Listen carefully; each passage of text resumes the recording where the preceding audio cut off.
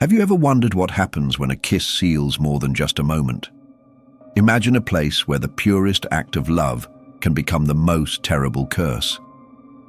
In the small town of Stonehaven, Massachusetts, there's an ancient bridge that holds a secret no one dares fully reveal. They say couples who kiss on it at midnight begin to notice small changes in their bodies. Changes no doctor can explain, no treatment can reverse. Welcome to the nightmare where love turns to stone.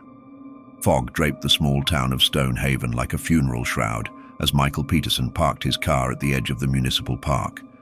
He'd returned after 15 years away, long enough for childhood memories to blur with fragments of recurring nightmares. It was 3 in the morning when Michael crossed the shadowy woods leading to the Lovers' Bridge, a limestone arch from the colonial era. The centuries-old structure spanned a narrow river of dark, still water, surrounded by gnarled trees whose branches looked like twisted fingers reaching for the sky. This is where it all began, he whispered to himself, his fingers tracing the scar on the left side of his face, a blemish with the faint, gritty texture of rock. The patter of light rain on the bridge created an uneven symphony that couldn't drown out the turbulent thoughts in his mind. Michael had come back after learning of Eliza's death, his first girlfriend. The obituary was vague, complications from a rare illness, but he knew the truth. The Lovers' Bridge had claimed its due. 15 years ago, as naive teenagers, he and Eliza had met on this same bridge at midnight, like so many local couples did to seal their love. Stories about the place abounded. Some said it brought luck to true relationships. Others warned of an ancient curse. To teenagers, such warnings only heightened the romantic allure. The kiss they shared that night was intense, desperate, brimming with promises of eternity. And it was eternity that came to collect its toll. The morning after the kiss, Michael noticed a small, rough patch on his elbow, like a flat grey stone embedded in his skin. Eliza complained of a heaviness in her feet, as if something were growing inside them. At first, they chalked it up to seasonal allergies or a reaction to the moss covering parts of the bridge. But 3 days later, Michael woke to the indescribable horror of seeing his right arm, from the elbow down, take on a gritty, greyish texture. His skin seemed to be slowly turning into something mineral. When he tried to call Eliza, he learned she'd been rushed to the local hospital, her feet now completely immobile, encased in a limestone crust creeping up her legs. "I ran," Michael murmured, now leaning against the bridge's old railing, guilt gnawing at him more fiercely than the physical transformation he'd fought to control for years. "I ran and left her here." As raindrops bounced off his skin, some made a distinct sound when they hit certain parts of his body, not the soft patter of water meeting flesh, but the sharp ping of liquid striking mineral. The transformation had progressed slowly, but relentlessly, over the years. Medical specialists across 3 continents were baffled by his condition. Biopsies revealed something impossible.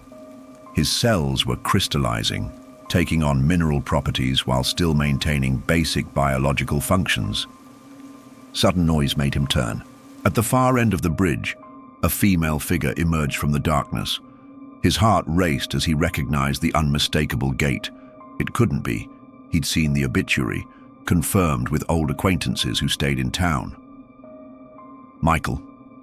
The familiar voice echoed over the sound of the rain, distorted by something he couldn't place. "You finally came back." As the woman drew closer, the dim moonlight revealed Eliza's face, or what was left of it. Half her features retained, the ethereal beauty he remembered, but the other half seemed carved from grey limestone, with fine, web-like cracks spreading across the mineral surface. Her eyes, once a vibrant blue, were now opaque orbs, like polished agates. "But you were dead," Michael stammered, his lungs struggling for air. With each gasping breath, he felt a sharp pain in the left side of his chest. where the transformation had reached parts of his ribs, dangerously encircling his heart. "Death is too final a word, Michael," Eliza replied, her voice like stones scraping together. "I'd say I'm becoming."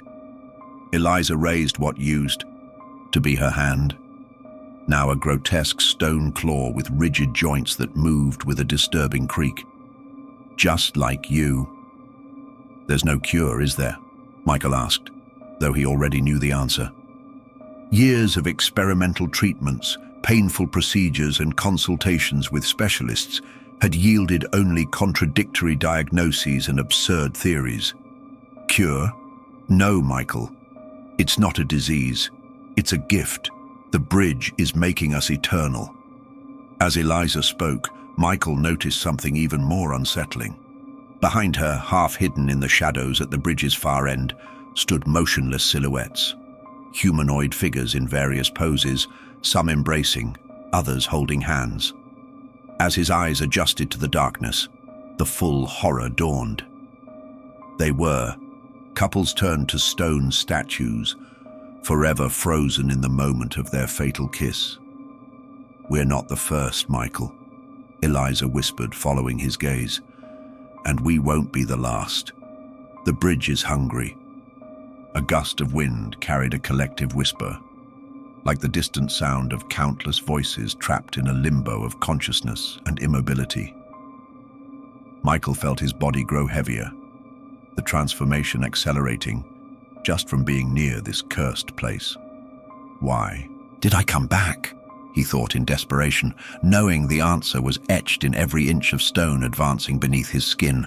Some force beyond human comprehension had called him back, just as it called all those destined to join the bridge's macabre collection. Dawn brought a pale light that barely pierced the persistent fog, revealing the full extent of the horror Michael had encountered the night before. His conversation with Eliza hadn't been a feverish nightmare. The evidence was scattered across the Lover's Bridge. Dozens of stone statues of couples in various stages of transformation. Michael studied the petrified faces, frozen in expressions ranging from ecstasy to absolute terror. Some seemed to have accepted their fate, others had clearly fought it to their last moment. One particularly disturbing couple stood near the bridge's center, a young man and woman, her head thrown back in silent laughter, while stone tears streaked down his face. "That's Andrea and Thomas," Eliza said, materializing beside Michael and making him flinch. In the daylight, her transformation looked even more advanced. Cracks ran across her body like dry riverbeds in a limestone desert, and small crystal-like protrusions sprouted from her shoulders and along her spine. "They came here 2 summers ago. She thought it was just a silly superstition. He knew the truth but loved her so much he accepted their fate." "How are you still moving? How hasn't anyone discovered all this?" Michael asked, staring at the statues with a mix of fascination and horror. Eliza smiled, a chilling gesture that revealed teeth like small, sharp stalactites. "The bridge protects its children. To outsiders' eyes, these are just decorative sculptures, part of the tourist attraction. As for how we move..." She paused, extending her creaking stone arm. "Most days we can't, but today is special. You came back." Michael's mind raced, struggling to process the impossible. "What about the other townsfolk? Don't they notice when people disappear?" "Stonehaven has always been a pass-through town. Few stay long. Those who do know to keep quiet. Some are descendants of the founders who built the bridge." Eliza glanced down at the dark waters flowing beneath them. "The bridge was more than a crossing, Michael. It was an offering." "An offering? To what?" "To what lies below." Michael's blood ran cold as he finally looked closely at the waters below. What he'd mistaken for a normal river the night before revealed its true nature in the daylight. The substance flowing under the Lover's Bridge wasn't ordinary water. It was thick, viscous, rippling unnaturally, as if it had a will of its own, and deep within that dark current, indistinct shapes moved. "What? What is that?" he whispered, unable to tear his eyes from the horror unfolding. "We call it the Hive. Others have known it by different names over the centuries. It's ancient, Michael. Older than this land. The settlers didn't build the bridge over it. It drew them to build it." Michael's heart pounded against his partially petrified ribs. The mineral texture that had spread through his body over the years seemed to pulse in response to the proximity of that thing. "At first I thought it was a curse, you know," Eliza continued, her voice carrying an unsettling calm. "Spending eternity slowly turning to stone. What a horrible fate. But then I started hearing the whispers, the promises of transcendence. We're not dying, Michael. We're evolving." As she spoke, Eliza flexed her stone fingers and tiny crystals formed at their tips, growing rapidly like mineral flowers blooming. "The pain of transformation eventually gives way to clarity. I see things now, Michael. I can feel the earth beneath my feet in ways humans could never understand." As if to demonstrate, she knelt and pressed her palm against the bridge's surface. For a moment, luminescent veins ran through the cracks in her petrified body, pulsing with a bluish light that seemed to emanate from the earth's depths. "You don't need to fear what's happening to your body," she went on. "Many before us have gone through this transformation. It's painful, yes, but what comes after?"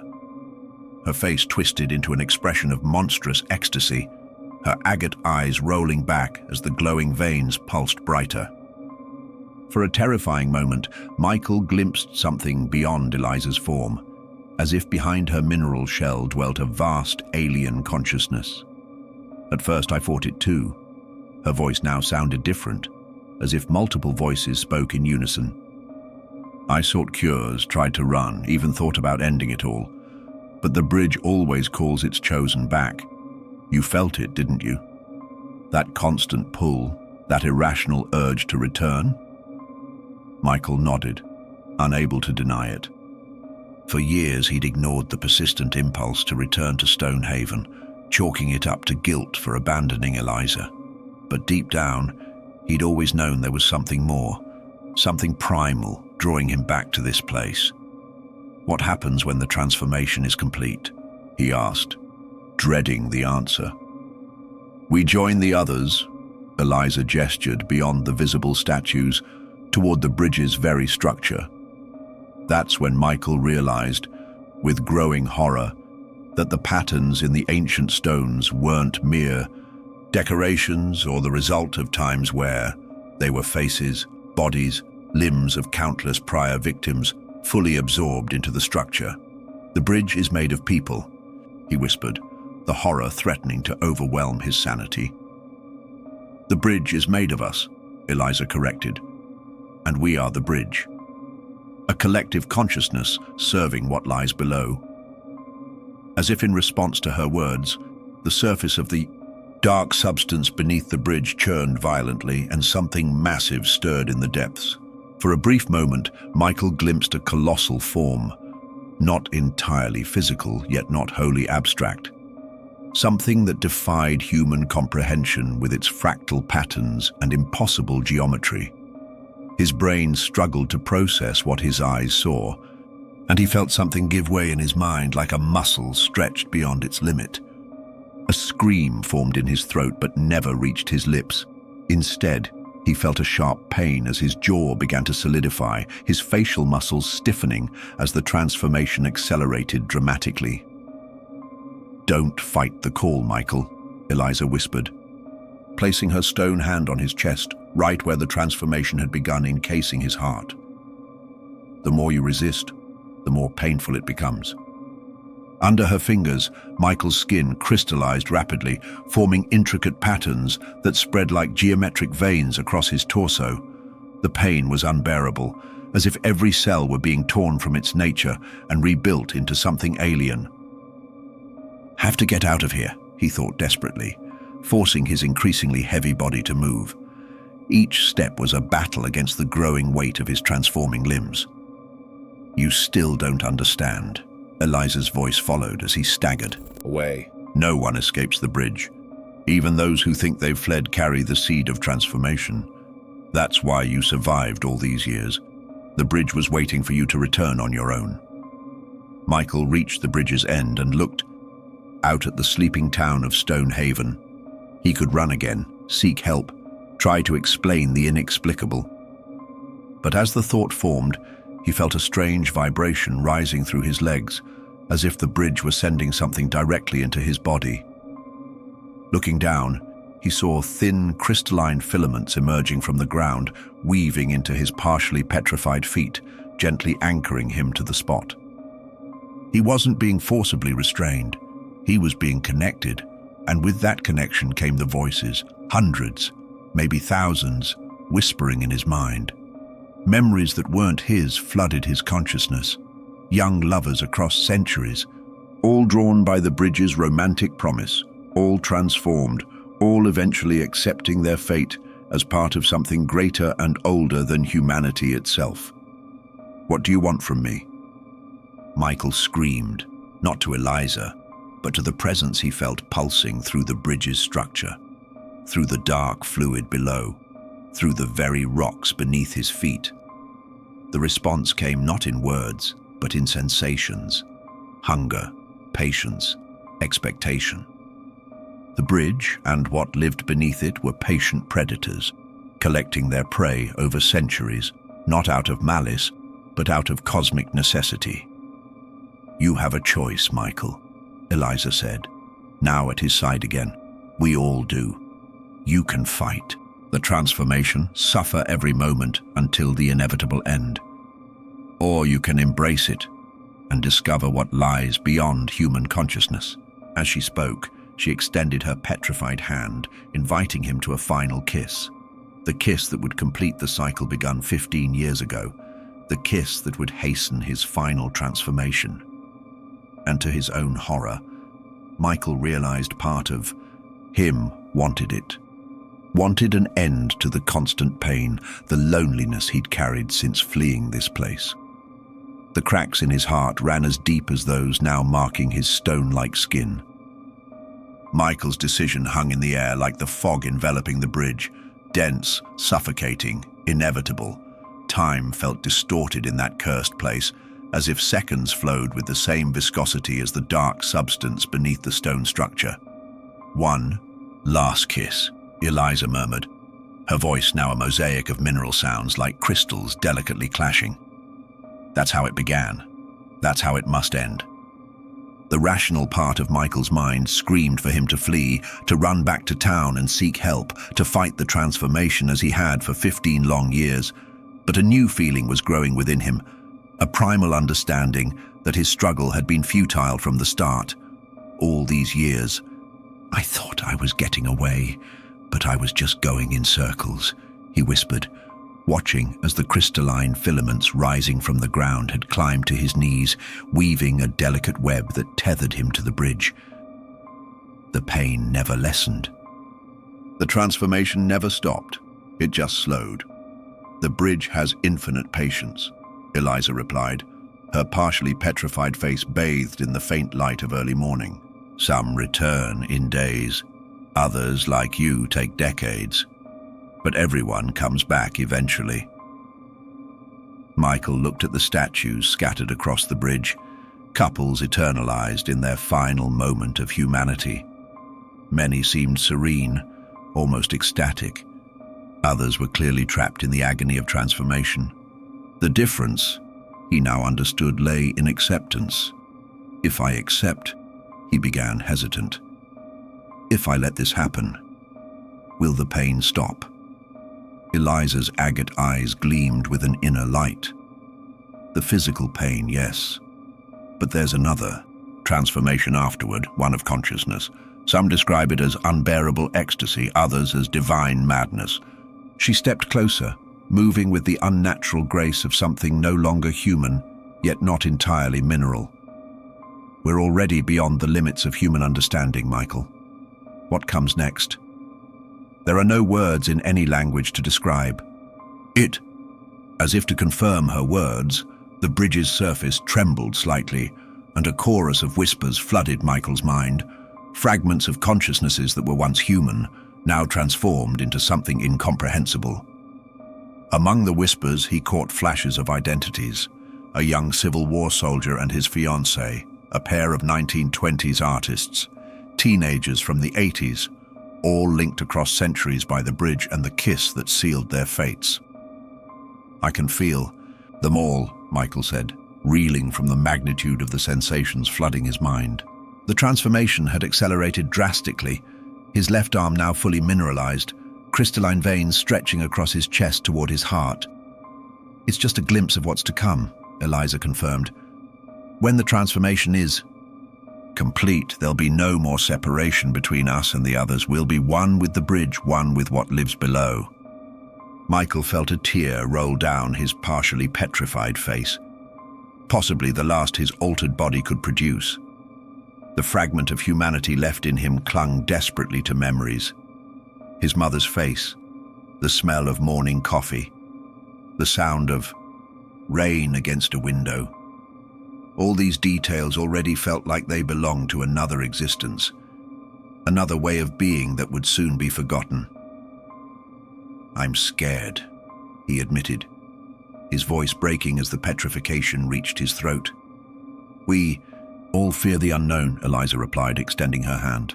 "That's why we're together in this moment." When her calcified fingers touched his, an electric current seemed to pass between them. It wasn't physical, but something deeper, as if their essences were recognizing each other beyond flesh and stone.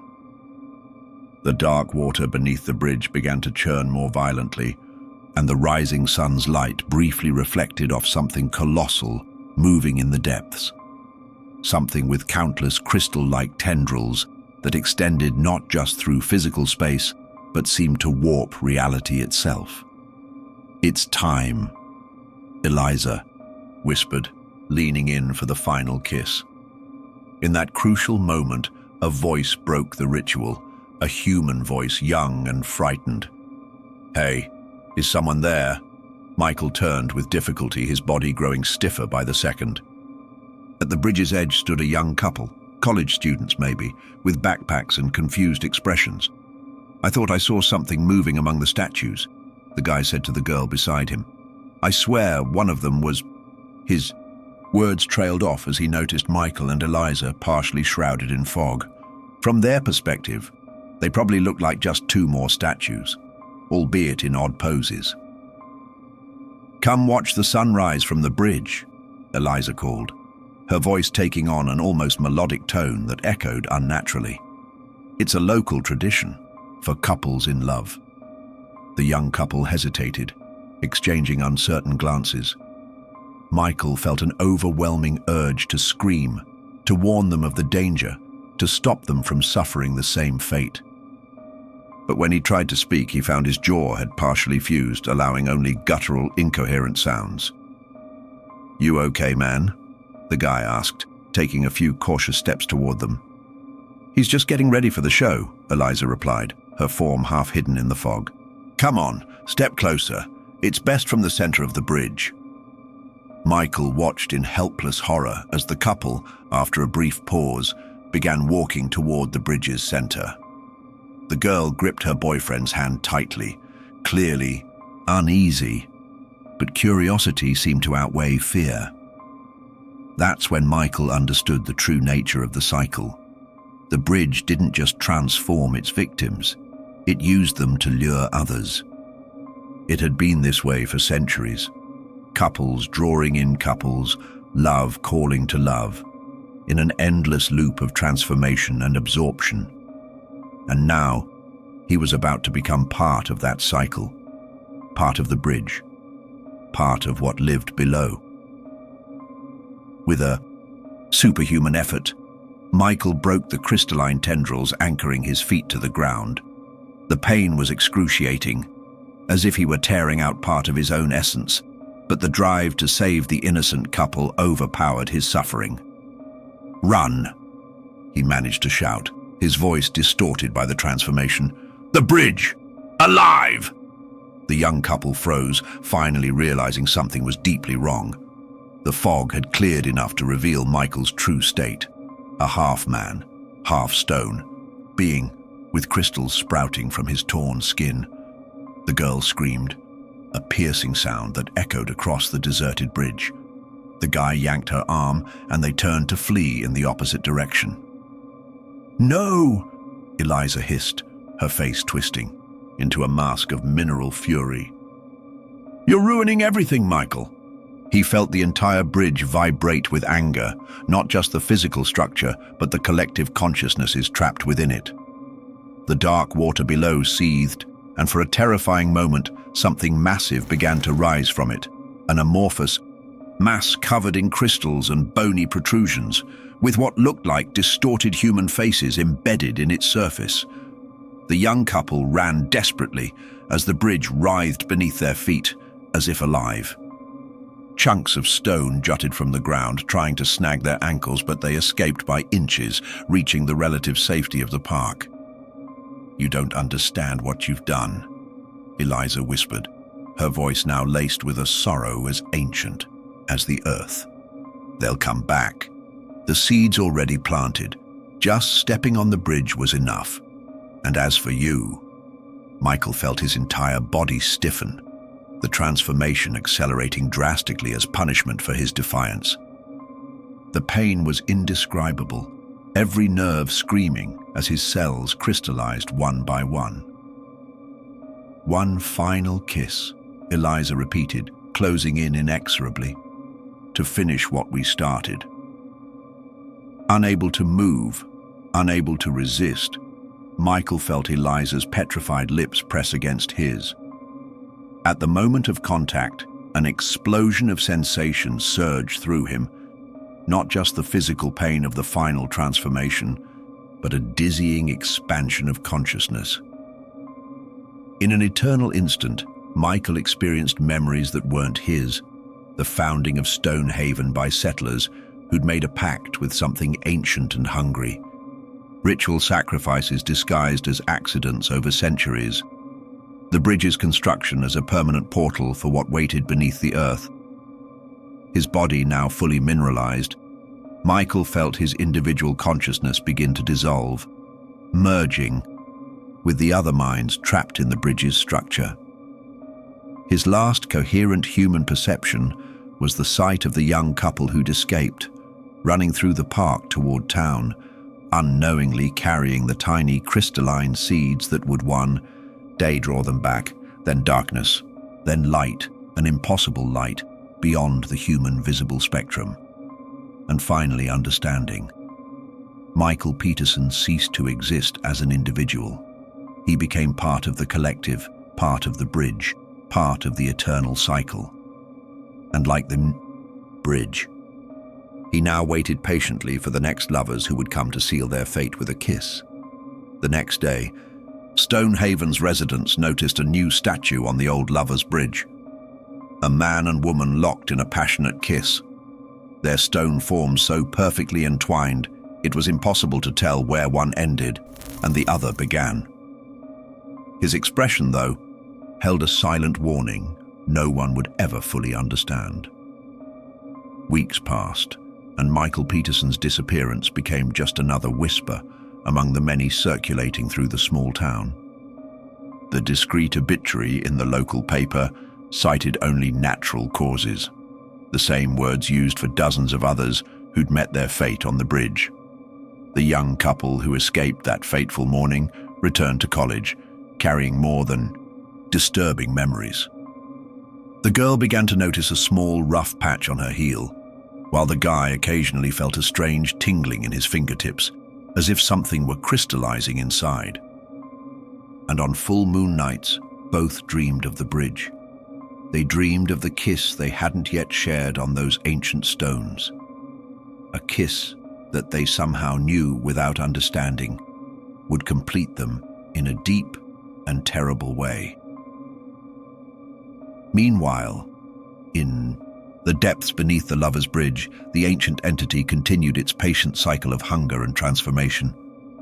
Its crystalline tendrils extended invisibly beneath the town's soil, under roads and houses, connecting to those who'd been marked, gently calling them back.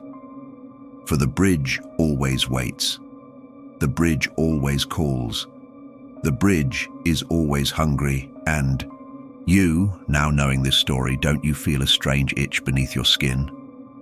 Don't you notice a slightly different texture in some forgotten corner of your body? Is it just your imagination, or the first sign that you too have been marked? Maybe there's a bridge in your town, an ancient place where couples meet to seal their love. Next time you pass by, look closely at the decorative statues. Study their faces, frozen in time. And if one seems to blink, or you swear you saw the slightest movement, don't hesitate. Run. If this story has seeped into your nightmares like crystals piercing Michael's skin, don't face this horror alone. Share it with others who savor the depths of psychological terror. Subscribe to never miss the next nightmares we bring to life. Leave a like to fuel our dark creations, and comment on which part of this slow, inevitable transformation disturbed your sleep the most. After all, true horror is meant to be experienced together, just as the bridge demands its chosen never face their fate alone.